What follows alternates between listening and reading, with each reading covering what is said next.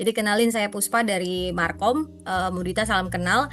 Dan juga ini berangkat dari rasa ingin tahu, ingin mengenal lagi tentang teknologi informatika gitu ya. Jadi yang kita tahu, Pak Alfa dan juga Mudita, bahwa sekarang ini baik di dunia kerja atau dunia pembelajaran di aktivitas sehari-hari itu eh, nggak semua punya background IT, tapi tuntutannya untuk memahami teknologi yang harus makin up to date gitu. Nah, mungkin di awal ini saya mau ngajak refleksi ya buat saya sendiri juga nih, bahwa teknologi itu berkembangnya lebih cepat dibandingkan kemampuan kita untuk mengikutinya. Nah, menariknya nih, karena sebenarnya bukan hanya dirasakan oleh satu atau dua orang, tapi hampir semua orang, baik itu mahasiswa, baik itu as karyawan ataupun sebagai dosen, yang jadi tantangan tuh bukan lagi soal punya background IT, tapi seberapa cepat kita beradaptasi pada perubahan itu. Nah, eh teknologi tuh udah jauh lebih maju. Kira-kira akan jadi orang yang memanfaatkan teknologi itu justru akan tertinggal karena tidak sempat mengejar. Nah, ini nih malam hari ini sebenarnya saya mau kulik nih dari ilmunya Pak Alfa.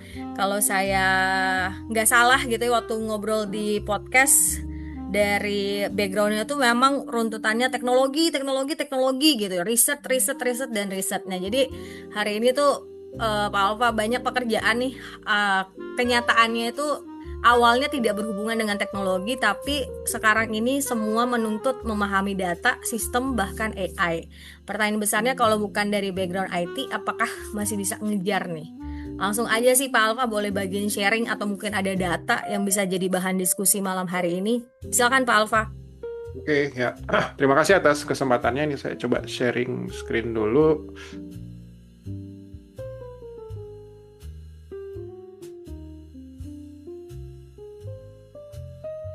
Oke, ya udah kelihatan. Udah Pak.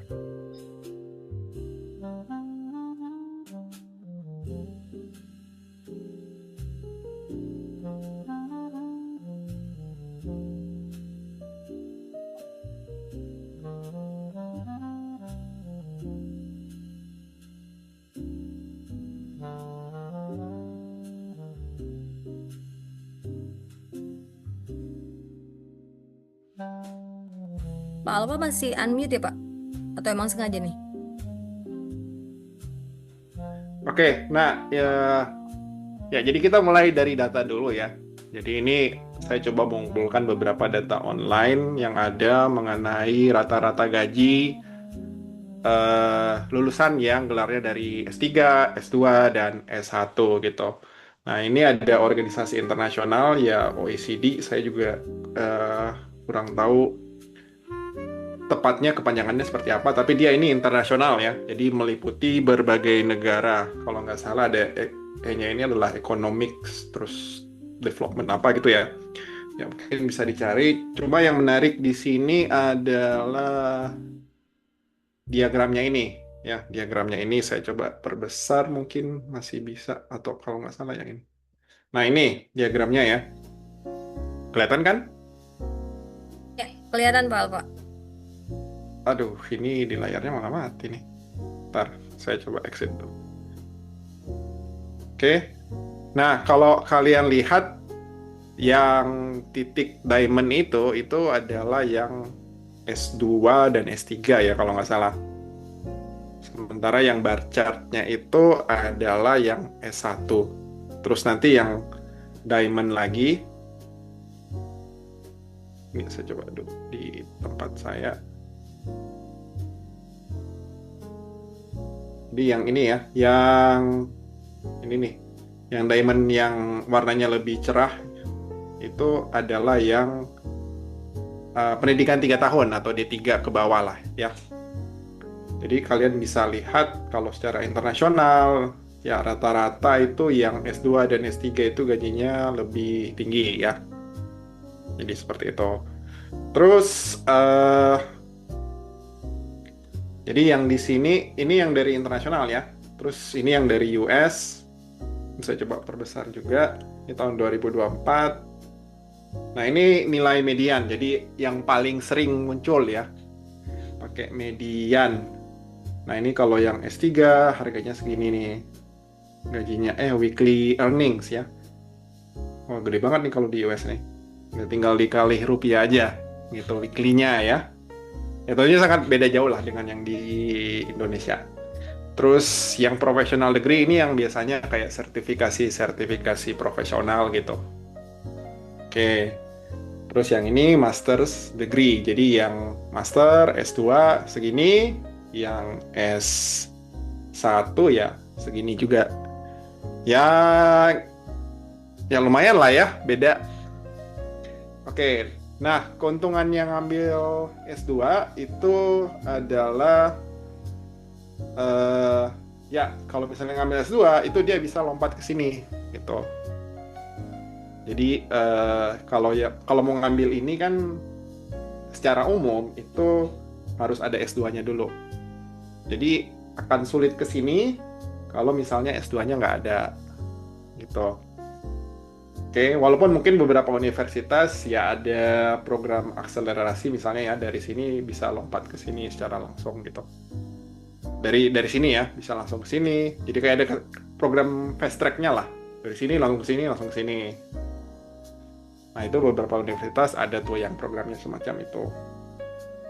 Nah, kalau misalnya sudah ambil professional degree tapi mungkin tidak ada master degree, untuk lompat ke sini itu juga ya tidak umum gitu kan. Jadi ada tantangannya tersendiri. Oke, jadi ya seperti itu. Ini di Amerika, yang tadi di internasional. Terus yang ini di Inggris ya, di Inggris dari government UK. Nah, ini datanya ya seperti ini. Di sini ini untuk S1-nya ya. Jadi 87% itu tahun 2023 itu pasti dapat pekerjaan. Nah, yang menarik itu di 2024 perbandingan antara ini ya. Ini kan graduate ya S1. Terus di sini ada yang namanya postgraduate. Postgraduate ini S2 gitu. Jadi 90% dari postgraduate atau S2, kayaknya termasuk S3 juga ya postgraduate, itu dia employment-nya itu lebih tinggi 90%. Sedangkan kalau S1 itu 87,6. Terus apalagi ya seperti itu ya. Jadi secara gaji juga dia lebih tinggi ya untuk di Inggris. Jadi seperti ini. Sedangkan yang ini adalah S1-nya ya. Yang ini yang di bawah S1 gitu. Jadi S1 di sini maksudnya ya setara dengan D4 lah ya. Cuma ya itu beda arah aja gitu. Yang ini mungkin lebih kepada D3 ke bawah. Oke, jadi secara statistik ya memang secara umum ya yang S2 dan S3 itu pasti akan dapat salary yang lebih besar gitu. Ya, S3 tentunya akan lebih banyak lagi gitu dibandingkan dengan S2.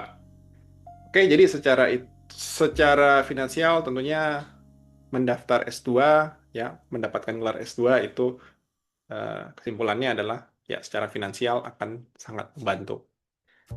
Ya, kira-kira itu aja sih data yang saya bisa sajikan ya di pertemuan kali ini. Mungkin kita langsung ke ini kali ya, diskusi.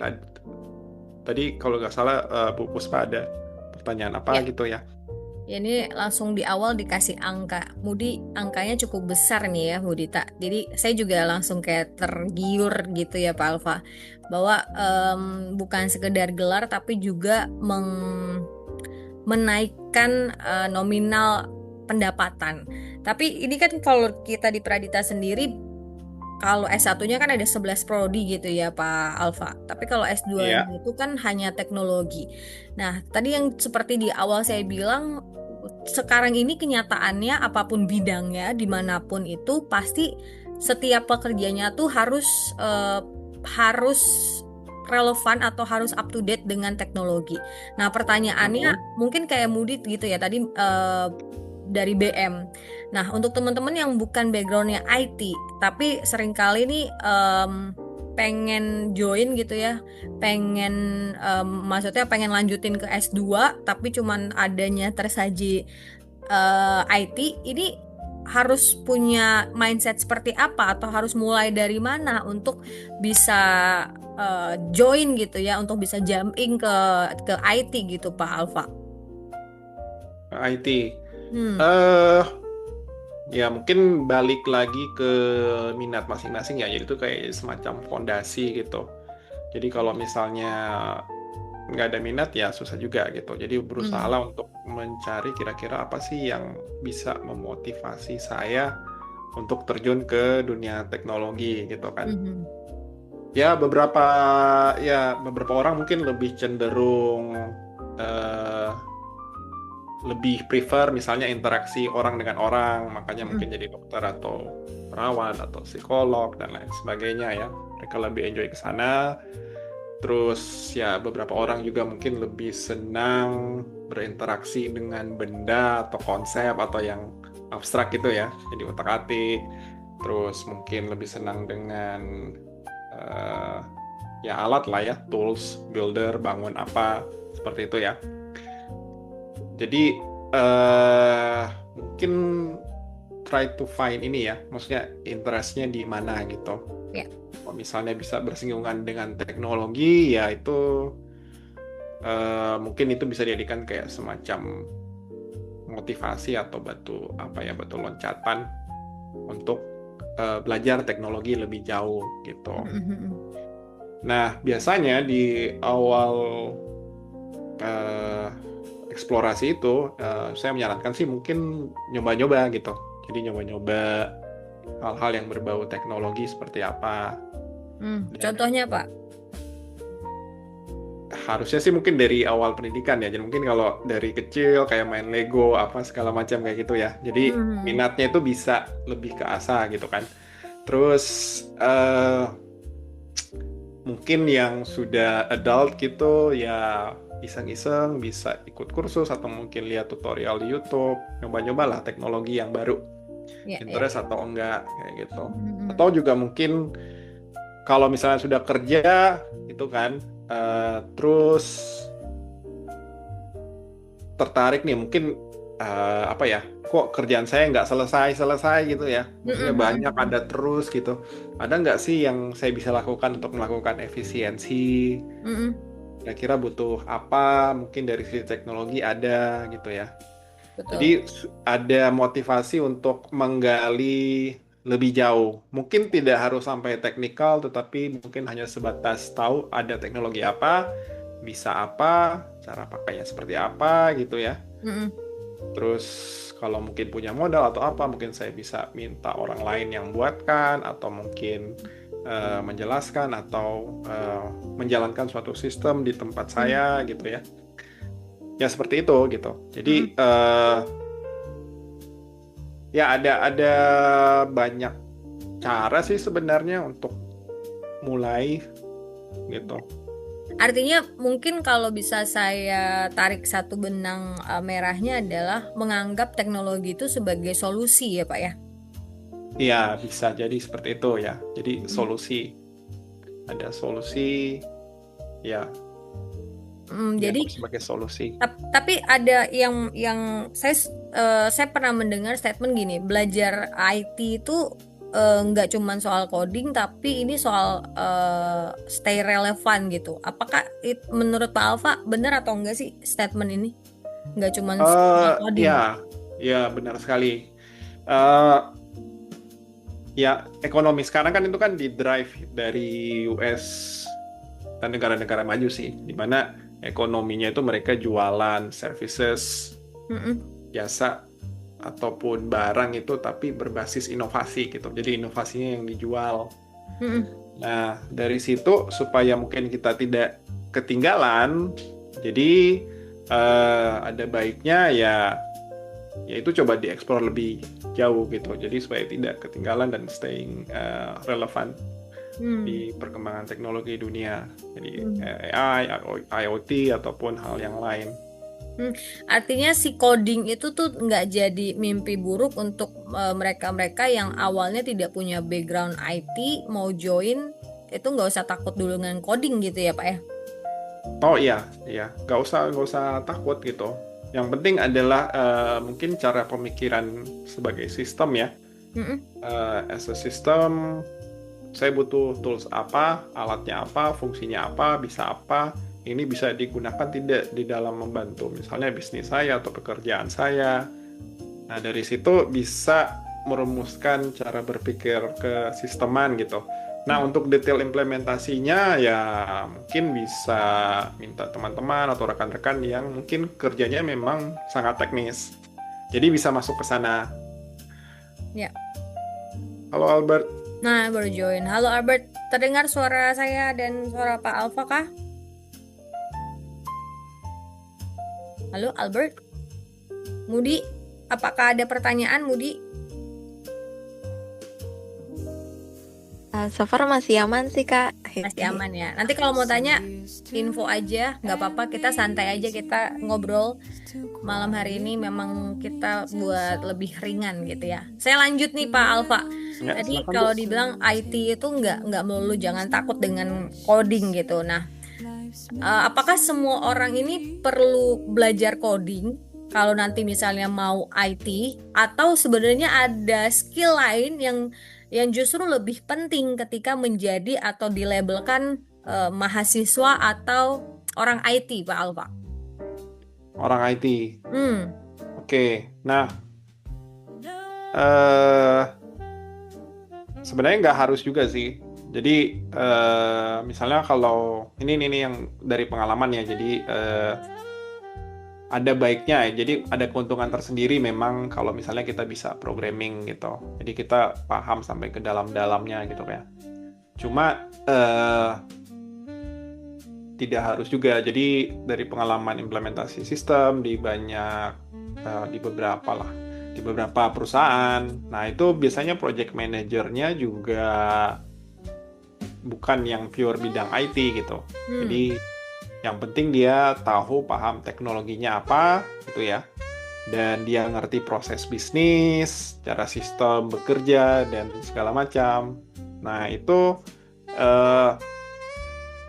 menjadi keuntungan tersendiri. Dan apalagi kalau misalnya dia ngambil S2 atau ada pengetahuan base ya tentang teknologi yang digunakan, itu akan sangat membantu gitu. Jadi dia tahu kapabilitas dari teknologi atau sistem yang mau digunakan, gitu kan. Jadi mungkin juga tidak terlalu dibodoh-bodohi sama tanda kutip orang IT-nya gitu kan. Jadi dia Iya, tahu iya. itu ada kemampuan seperti itu. Nah, itu juga sudah cukup gitu. Sudah cukup. Nah, seperti itu. Artinya memang nggak mesti jago coding, tapi skill yang benar-benar paling penting atau yang paling utama adalah kemauan untuk belajar atau memahami teknologi yang terus-menerus update begitu ya Pak Alfa. Iya, ya betul. Ya.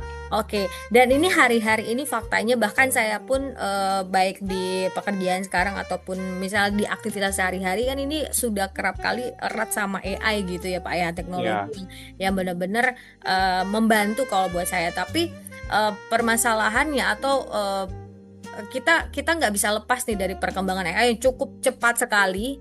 Nah, menurut Pak Alfa, apakah AI ini lebih banyak membantu manusia atau justru menjadi ancaman nih untuk beberapa jenis pekerjaan? Ya plus minus, plus minus. Plusnya apa tuh Pak? Plusnya ya secara produktivitas akan semakin meningkat ya. Jadi jumlah output yang kita hasilkan itu akan jadi lebih banyak karena semuanya akan otomatis dan dipermudah gitu. Jadi misalnya belajar suatu hal, kalau dulu kan apalagi yang orang IT itu kita mesti cari di Google gitu kan. Terus baca artikelnya atau satu, buka link, kira-kira mana yang cocok ya gitu ya. Terus zaman sebelumnya lagi itu kita mesti ke perpustakaan gitu, waktu sebelum adanya internet kayak gitu kan, baca buku dari halaman ke halaman. Nah, sekarang itu sudah ada AI, jadi kita tinggal tanya aja, nanti dia kasih jawabannya, walaupun mungkin harus kita konfirmasi juga. Mm-mm. Maksudnya data yang disajikan itu benar atau tidak. Soalnya kan kadang dia cuma ngarang gitu kan. Mm. Karena mungkin datanya masih sedikit. Mm. Oke, jadi membantu produktivitas, terus ya tentunya juga kualitasnya akan semakin baik, ya outputnya. Jadi kayak video, audio apa dan segala macam outputnya itu tulisan tuh juga akan semakin membaik.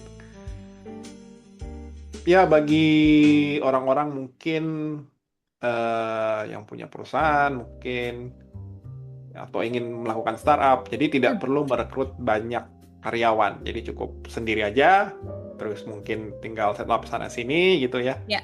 Nah itu bisa jalan sendiri. Jadi mungkin karyawan yang direkrut ya paling hanya sedikit aja gitu.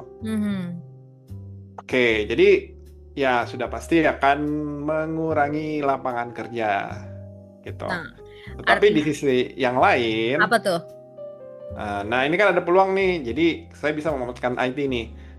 Di sisi yang lain yang terbaru saya dapat adalah dengan adanya AI, otomatis kan perusahaan-perusahaan baru, khususnya yang memanfaatkan AI itu akan jadi banyak ya. Betul. Jadi akan lahir banyak perusahaan baru yang memanfaatkan IT.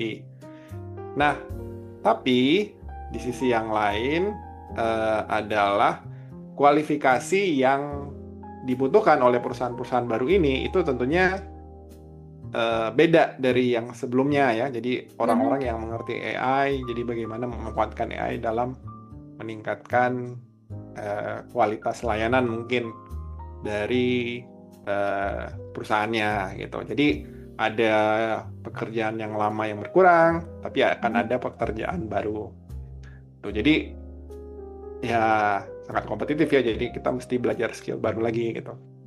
Oke. Nah, ini pertanyaan selanjutnya ini soal kesalahan, tapi saya sih nggak terlalu mengarah negatifnya, tapi lebih bagaimana kita belajar dari kesalahan. Nah, Pak Alfa kan sudah bertahun-tahun gitu ya di bidang-bidang IT, baik di akademik maupun juga di industri, sudah banyak hal yang dari riset dan sebagainya. Kalau Bapak lihat nih, kesalahan paling umum yang sering dilakukan sama orang yang mencoba belajar teknologi itu apa tuh Pak? Boleh dibagikan supaya kita jangan sampai melakukan kesalahan itu gitu. Wah, ini juga pertanyaan yang sulit sih. Mungkin ini subjektif ya, jadi belum tentu kebenarannya gitu. Ya, Jadi mungkin terlalu cepat menyerah kali ya. Jadi kalau mungkin sekali dua kali dicoba nggak bisa, ah udahlah nyerah, give up kayak gitu. Nah itu kalau ingin memang menguasai teknologi ya jangan berhenti sampai di situ gitu. Tapi ya ada usaha yang lebih lah ya. Jangan menyerah gitu ya Pak ya. Ya kayak gitu. Jadi kan ya sama aja kayak bodybuilder. Kalau misalnya datang di gym ngangkatnya cuma 1 kali 2 kali terus besoknya mungkin sore pain kayak gitu kan. Terus nyerah ya otomatis ya badannya nggak jadi. Cuma ya butuh ketekunan juga. Ya sama lah dengan skill-skill yang lain. Gitu. Jadi perlu ada determinasi. Artinya kesalahan umum itu ketika mulai sesuatu, apalagi memulai sesuatu yang beda itu tuh jangan cepat nyerah di awal gitu ya Pak ya? Iya, jangan cepat nyerah di awal. Ya, tapi memang kalau saya kan maksudnya saya kan backgroundnya komunikasi gitu ya Pak. Tapi kemarin ketika ngobrol sama Pak Handri, saya juga mulai tertarik tuh. Ternyata kan memang nggak melulu tentang coding dan sebagainya, nggak secara teknis, tapi bagaimana kita memahami teknologi itu kita dapat kayak formulanya gitu. Nah, sebenarnya ketika yang bukan background IT mau belajar teknologi atau mau belajar IT itu langkah awalnya itu kita harus tadi Pak Alfa sempat menyinggung bahwa ya jangan menyerah dan sebagainya. Tapi di titik mana ketika wah ternyata teknologi itu menyenangkan ya, belajar IT itu menyenangkan tuh gimana tuh Pak? Boleh kasih gambaran nggak Pak? Supaya Mudi juga mungkin jadi memahami ketika mau ngambil sesuatu yang beda dari background itu, wah bisa nih. Ternyata bisa kok kita hadapi gitu. Oke, jadi tiap orang itu kan beda-beda ya. ada mungkin yang senang apa ya langsung terjun ke teknis, bangun sesuatu, ada hasilnya, ada outputnya. Misalnya saya pingin buat ya program yang buat balas email secara otomatis gitu ya. Ya. Ya mungkin tuh nyobain ngikutin tutorial, minta ChatGPT atau yang lain untuk buat gitu kan. Ih ternyata bisa nih. Nah dari situ kan udah mulai tertarik tuh, ada sesuatu yang bisa berfungsi atau mungkin coding awal buat kayak semacam animasi atau kalkulator. Ya. Nah berfungsi ya dari situ bisa tertarik tuh. Atau mungkin buat game sederhana ada hasilnya gitu kan. Wah menarik nih. Maksudnya kerja yang saya invest gitu kan, yang nyoba-nyoba gitu ada hasilnya. Nah ada yang termotivasi dengan hal-hal yang seperti itu. Ada juga mungkin yang lebih sosial, yang mungkin orangnya lebih ke manusia gitu ya. Jadi dia tertarik misalnya ini sebenarnya AI ini bikin siswa makin telat mikir atau gimana, atau memang membantu dalam pelajaran. Nah dari situ juga bisa. Jadi ada interaksi antara teknologi dan manusianya. Nah dari situ mungkin mulai belajar. Jadi AI itu seperti apa sih? Nah itu mulai baca-baca gitu kan. Itu juga bisa gitu, sambil lihat mungkin literatur atau apa gitu ya. Benar nggak sih? Jadi seperti itu. Nah, sampai mungkin ke penelitian. Jadi itu mungkin yang lebih ke social science gitu ya, yang arah ke penelitian itu juga bisa. Nah, ya interaksinya ini itu kan bisa macam-macam ya. Pendidikan, terus juga kayak komunikasi gitu ya. Jadi misalnya kayak sosial media itu pengaruhnya kayak apa sih ke strategi komunikasi gitu. Nah itu dari sisi manusianya ada, dari sisi bisnisnya mungkin. Jadi kalau misalnya beriklan di Instagram itu otomatis menguntungkan atau enggak sih? Ataukah secara konvensional? Ataukah mungkin saya pasang iklan di YouTube, atau mungkin buat podcast di YouTube. Nah itu bisa menaikkan bisnis atau tidak gitu. Jadi ada banyak perpotongan antara teknologi dan mungkin masalah-masalah sosial yang bisa diangkat atau apa ya, memotivasi untuk menggali lebih lanjut. Artinya balik lagi kayak saya awal bilang bahwa jadikan teknologi itu jawaban atau solusi gitu ya Pak ya, baru bisa masuk lebih mudah belajar teknologi atau belajar IT gitu ya Pak. Ya mungkin juga bukan solusi sih, tapi mungkin wah ini masalah. Tapi kita ya melihatnya itu sebagai masalah dan itu perlu diperbaiki, itu juga bisa. Perlu diperbaiki, betul. Nah, mungkin ini yang terakhir dari saya Pak Alfa. Sebenarnya ada kata terlambat nggak sih Pak kalau belajar IT? Menurut Pak Alfa? IT Belajar teknologi itu ada kata terlambat nggak sih Pak? Kan semboyannya kan apa? Long life learning ya. Jadi pembelajaran seumur hidup gitu. Kayak gitu. Jadi ya nggak ada kata terlambat sih. Jadi kalau mau belajar aja. Belajar aja ya Pak ya. Ya untuk apapun itu ya, maksudnya untuk IT ataupun mungkin bidang yang lain. Mungkin umur 60 pengen belajar masak ya silakan. Asal mulai dari dirinya sendiri, kemauan sendiri gitu ya. Oke. Mudita ada yang mau ditanyakan Mudita sebelum saya akhiri? Ada pertanyaan yang mungkin nyeleneh atau apa? Ada sesi, kalau malam hari ini sih pertanyaan saya sudah terjawab semua. Dari Mudita apakah ada pertanyaan? Udah diwakili sama Kak Puspa nih pertanyaannya. Yang mana? Nih, yang mana pertanyaannya? Yang diwakili yang terakhir Kak. Oh yang terakhir, kata terlambat itu. Iya. Tapi aku jadi pengen nanya Mudi, kenapa kok tiba-tiba anak BM join ngobrol edukasi IT? Apa yang bikin jadi pengen join Mudi? Penasaran aja sih Kak, terus juga topiknya kayak menarik gitu. Topiknya menarik. Jadi pengen belajar IT nggak Mudi setelah mendengarkan Pak Alfa kurang lebih setengah jam ya? Ya lumayan dikit. Lumayan ya. Semoga nanti jadi opsi gitu. Mungkin ada closing statement Pak Alfa sebelum saya tutup tentang topik kita malam hari ini, bukan background IT tapi dituntut paham teknologi. Silakan Pak Alfa. Ya, mungkin salah satu keuntungan dari belajar IT ya, atau programming ataupun yang berkaitan dengan teknologi adalah biasanya kan kita belajar untuk problem solving ya. Nah, biasanya yang diajarkan itu adalah dari satu masalah itu diajarkan ada beberapa solusi yang bisa diterapkan gitu. Nah, biasanya di dalam menerapkan solusi itu ada langkah-langkah yang harus dilakukan gitu. Jadi nanti kalau misalnya sudah terbiasa, biasanya itu langsung maksudnya cara berpikirnya itu sudah kayak jadi terstruktur gitu. Oh, saya harus identifikasi masalahnya apa, gitu kan. Ternyata ada beberapa solusi, ada langkah-langkah yang harus dilakukan, jadi berurut gitu kan. Terus dianalisis lebih jauh lagi, oh ternyata dari semua solusi ini masing-masing memiliki kelebihan dan kekurangan. Jadi ada kayak trade-off-nya, ada keuntungannya, ada kerugiannya gitu ya.